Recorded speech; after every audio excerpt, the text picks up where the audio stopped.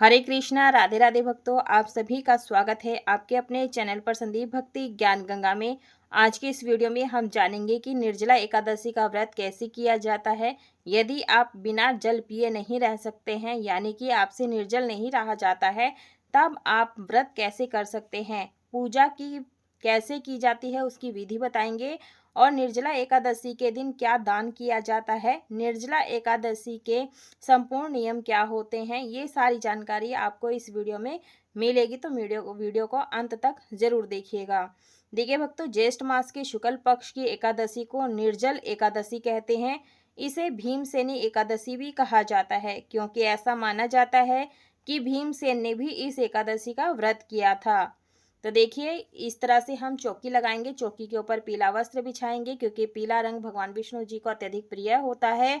और ये जो पूजा होती है सुबह सुबह में की जाती है। इसके बाद में लक्ष्मी और विष्णु जी का संयुक्त पूजन किया जाता है एकादशी के दिन। भगवान गणेश जी की हम स्थापना करेंगे, क्योंकि सर्वप्रथम पूजनीय है। और देखिए भक्तों, इस तरह से हम थोड़ा सा आसन दे देंगे, आप चाहें तो थोड़े से तिल ले सकते हैं।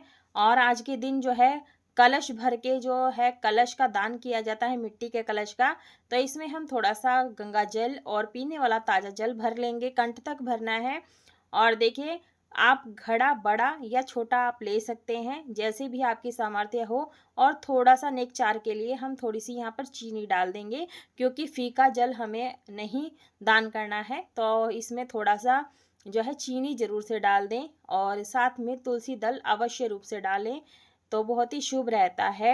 और कभी भी घड़ा खाली नहीं देते हैं, उसके ऊपर ढक्कन लगा करके ही दान किया जाता है। एक पात्र में चीनी ले लें, और आप इसको कलावे को 3 बार कंठ में लपेटना है, बांधना है। इस बात का ध्यान रखिएगा, यदि आपका घड़ा बड़ा है तो आप इसमें स्वास्तिक बना लें। अगर हम दान करते हैं ना, तो स्वास्तिक वाला, तो जो लेने वाले होते हैं ना, वो थोड़ा सा आनाकानी करते हैं, तो आप इसमें चंदन की बिंदी लगा सकते हैं। 1.25 मीटर कपड़ा और खरबूजा या फिर आम रख सकते हैं। साथ में हम यहाँ चंदन से हल्का सा टीका लगा देंगे। जब हम दान करेंगे तो आराम से दान हो जाएगा। तो जो है तिल का प्रयोग करेंगे। शास्त्रों के अनुसार जो पांडव पुत्र भीम थे, वह कोई भी व्रत नहीं कर रहे थे, तो उन्हें इस बात का बहुत खेद होता था। तो भगवान श्री कृष्ण से पूछते हैं कि ईश्वर, मैं तो एकादशी का व्रत नहीं कर पाता हूँ, तो क्या मेरा उद्धार नहीं होगा, क्या मुझे मुक्ति नहीं प्राप्त होगी। और देखिए, यहाँ पर तिल के तेल का दीपक हम स्थापित कर लेंगे, और बीजना रखा है दान देने के लिए।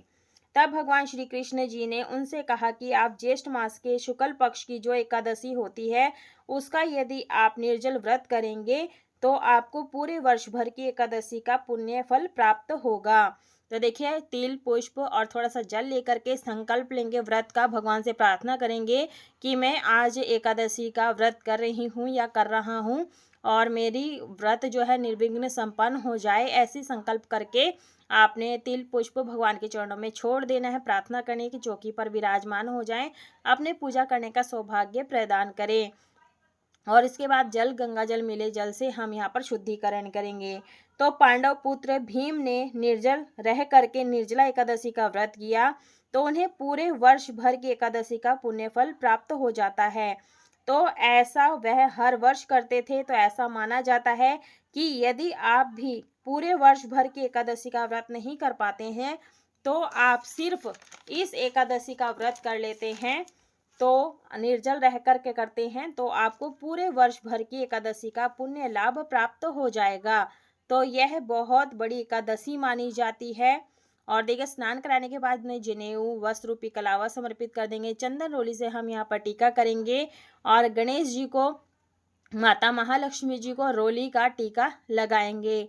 तो इस तरह से हमें जो है माता लक्ष्मी का पूजन करना है। पूजन करते समय ओम नमो भगवते वासुदेवाय नमो नमः मंत्र का जाप करें। जो सिंदूर बच जाता है अपनी मांग में, श्रृंगार में जरूर से लगाएं। तिल समर्पित करेंगे। देखिए भक्तों, एकादशी के दिन अक्षतों का प्रयोग नहीं किया जाता है, तो आप तिल का ही प्रयोग करें, क्योंकि 10वीं तिथि से ही जो है सूर्यास्त के बाद ना कुछ खाया जाता है ना पिया जाता है। इस बात का ध्यान रखिएगा। और एकादशी के दिन व्रत रख करके द्वादशी के दिन दान पुण्य करने के बाद व्रत का पारण किया जाता है। और देखिए भक्तों, एकादशी के दिन जो सुहागिन महिलाएं होती हैं, उन्हें सिर नहीं धोना है, वो एक दिन पहले ही धुल करके सिर से नहा सकती हैं। पुष्प समर्पित कर देंगे। और देखिए बहुत बड़ी एकादशी है, बहुत बड़ा दिन होता है, तो जो भक्त एकादशी का व्रत शुरू करना चाहते हैं वो इस एकादशी से अपने व्रत शुरू कर सकते हैं एकादशी का। और तुलसी दल आप जरूर से अर्पित कर दीजिएगा। एकादशी के दिन तुलसी दल नहीं तोड़ा जाता, एक दिन तोड़ करके पानी में पहले ही रख लीजिएगा, ताजी बनी रहती हैं। भगवान गणेश जी को जल का भोग लगा देंगे। पूजा में सबसे महादान माना जाता है निर्जल एकादशी के दिन मीठा जल का दान करना, और घड़े का दान करना बहुत ही शुभ माना जाता है। भक्तों, अगर आप पूरे वर्ष भर की एकादशी नहीं कर पा रहे हैं तो यह एकादशी का व्रत तो सभी को करना चाहिए। और देखिए हम यहाँ पर जल का भोग लगा दिए हैं, बताशे का या सफ़ेद मिठाई का भोग लगाएं। आज के दिन खरबूजे का भोग आपने ज़रूर से लगाना है। रसीले फलों का दान आपने ज़रूर से करना है। दक्षिणा घड़े के साथ दान कर दी जाती है। तो ऐसे हमारा निर्जल एकादशी का सुबह का पूजन संपूर्ण हो जाता है। यह जो घड़ा है इसका दान कहीं कहीं पर तो सुबह की पूजा करने के बाद ही कर दिया जाता है, कहीं कहीं पर शाम को यह दान किया जाता है, यानी कि शाम होने से पहले पहले दान कर देते हैं। तो कहीं कहीं पर द्वादशी वाले दिन जब हम व्रत का पारण करते हैं तब यह घड़ा दान किया जाता है। जैसा भी चाहें आप वैसा दान कर सकते हैं। तेल पुष्प लेने के बाद में आप एकादशी की कथा सुन लीजिएगा या विष्णु सहस्त्र नाम का पाठ कर लीजिएगा। विष्णु के मंत्रों का जाप कर सकते हैं। तिल पुष्प छोड़ देंगे, क्षमा प्रार्थना मांग लेंगे। भक्तों, उसके बाद में ये बहुत बड़ी एकादशी होती है तो अग्यारी आज के दिन जरूर से करनी चाहिए। तो गाय के उपले को हमने सुलगा लिया है, नारियल का टुकड़ा रखा है, चंदन ओली से हम यहाँ पर टीका कर देंगे और अच्छी प्रकार से तिल छिटक देंगे और पुष्प समर्पित करेंगे। मतलब पूरे विधि विधान से हमें ये पूजन करना होता है। घी से हम पहले गणेश जी के नाम की आहुति देंगे, नवग्रह के नाम की देंगे, कुल देवता, स्थान देवता, ग्राम देवता के नाम की आहुतियाँ देंगे। उसके बाद में हम कपूर डाल करके अग्नि प्रज्वलित कर लेंगे। और देखिए भक्तों, हवन में मैंने यहाँ तिल गुड़ मिश्रित हवन सामग्री तैयार की है। ओम नमो भगवते वासुदेवाय नमो नमः मंत्र का जाप करते हुए आहुति देंगे। गणेश जी के नाम की, नवग्रह के नाम की, स्थान देवता, कुल देवता, ग्राम देवता के नाम की आहुतियाँ देनी है एक एक करके। उसके बाद में आप मंत्रों का उच्चारण करते हुए 108, 11, 21, 51 आहुतियाँ आप दे सकते हैं। और विष्णु के मंत्रों का जाप जरूर से करें। यदि आप लक्ष्मी प्राप्ति करना चाहते हैं तो आप आज के दिन कमल गट्टे की जो बीज है उसे आपने हवन में जरूर से समर्पित करना है। इससे आपके घर में माता महालक्ष्मी का स्थायी निवास होगा। जो भी आपने भोग सामग्री अर्पित की है वो जल इसमें भोग जरूर से लगाना है। और देखिए यह घड़ा वस्त्र जो हमने रखा है, फल बीजना आदि दक्षिणा के साथ यह दान तो मंदिर में कर सकते हैं पंडित जी को, या फिर किसी को भी गरीब जरूरतमंद को आप इस घड़े का दान कर सकते हैं। निर्जला एकादशी के दिन खुद निर्जल रह करके जल का दान करना सबसे बड़ा पुण्य माना जाता है। इस दिन आप मीठे जल का दान करें, यानी कि आप शरबत का भंडारा भी लगा सकते हैं। तो यहाँ पर आप आरती कर लीजिएगा ओम जय जगदीश हरे वाली। और इसके बाद में आरती नहीं आती है तो ओम की आकृति में आरती घुमा दीजिएगा। और देखिए अपनी सामर्थ्य के अनुसार से ज़्यादा मीठा शरबत दान जरूर करें।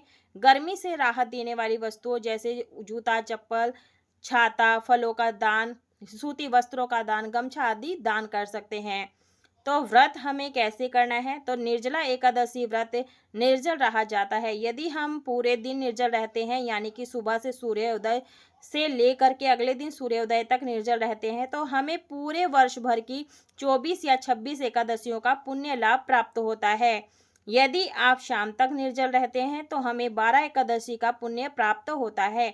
तो आप अपने सामर्थ्य के अनुसार से निर्जल रह सकते हैं। जैसा कि मैंने बताया, खरबूजा, घड़ा, दक्षिणा, चीनी, वस्त्र, ये सभी हमें किसी जरूरतमंद को दान करना है। यदि आप निर्जल नहीं रह पाते हैं तब आप व्रत कैसे करेंगे, तो भक्तों निर्जला एकादशी का व्रत जो है वह व्रत ज्येष्ठ के महीने में आता है। भीषण गर्मी होती है, लू चल रही होती है, यानी जून के महीना होता है, बहुत ज़्यादा गर्मी होती है। तो ऐसे में हमें निर्जल रह करके किसी के बस की बात नहीं होती है। यदि आप निर्जल रह रहे हैं तो इसमें आपको ज़्यादा से ज़्यादा मौन रहना है, बाहर नहीं निकलना है घर से, ठंडे स्थान पर रहें। आपको इस दिन ज़्यादा भारी काम नहीं करना है, प्यास लगे ना लगे सावधानी बरतें इस व्रत का। जो व्रत करना चाहिए। कई बार ये ऐसा होता है तबीयत खराब हो जाती है, यह हमारे शरीर साथ नहीं देता है और हम प्रेग्नेंट हैं या कोई ऐसी बात है, तब आप व्रत कैसे करें? तो हमें सामर्थ्य के अनुसार से हमें व्रत करना चाहिए। तो आप सुबह तक जब तक पूजा कर लें, जब तक घड़े का जल का दान ना कर लें तब तक आप निर्जल रहें। सुबह ये पूजन अपने करने के बाद में, जल दान करने के बाद में, यानी कि पूजा करने के बाद घड़ा दान करने तक, जल का दान करने तक, तब तक आप निर्जल रहें। दान करने के बाद में आप अपना व्रत खोल सकते हैं, यानी 8-9 बजे तक आप चाहें तो पूजा करने के बाद जल पी सकते हैं, दान दे सकते हैं। और इसी तरह से हमें निर्जला एकादशी की व्रत पूजन करना है। वीडियो पसंद आई, वीडियो को लाइक शेयर सब्सक्राइब जरूर करें। कमेंट बॉक्स में राधे राधे।